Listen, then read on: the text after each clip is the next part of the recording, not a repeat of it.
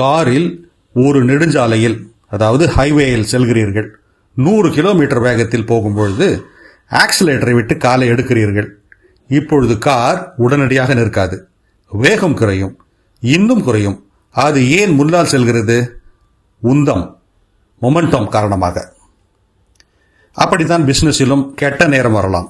அநேகர் எல்லாம் சுமூகமாக இருக்கும் பொழுது ரிலாக்ஸ் பண்ணுவார்கள், இளைப்பாறுவார்கள், பிரேக் எடுத்துக்கொள்வார்கள், தொடர் முயற்சியை விட்டுவிடுவார்கள்.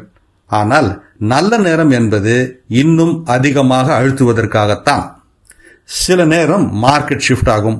உங்கள் தனி வாழ்க்கையில் சிக்கல்கள் வரலாம், வளர்ச்சி மட்டுப்படலாம். அப்பொழுது என்ன நடக்கும்? உங்கள் ஊக்கமோ, மோட்டிவேஷன், மைண்ட் செட், மனப்பாங்கோ உங்களை காப்பாற்றாது. ஸ்டோர்டு மொமெண்டம் தான் காப்பாற்றும்.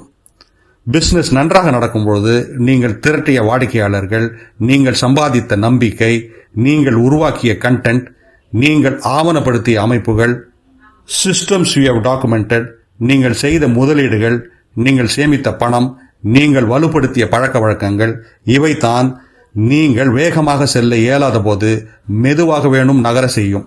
ஆகவே எல்லாம் நன்றாக நடக்கும்பொழுது ஓய்வு எடுத்துக் கொள்ளாதீர்கள் என்று Deepak Kanagaraj, digital marketing coach கூறுகிறார். இது போன்ற சிந்தனைகளுக்கு தமிழ் பூமருடன் இணைந்திருங்கள்.